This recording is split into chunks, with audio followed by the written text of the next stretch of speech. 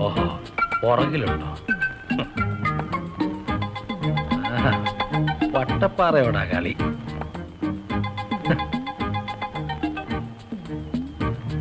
ഇങ്ങോട്ട് വന്നോട്ടെ.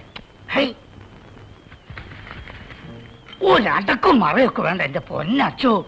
എന്നോടൊരു വാക്ക് പറഞ്ഞിരുന്നെങ്കിൽ ഞാനിത് അവിടെ എത്തിക്കില്ലായിരുന്നോ? കൈ ജോണി. ആര്? ജോണി. എങ്ങനെ?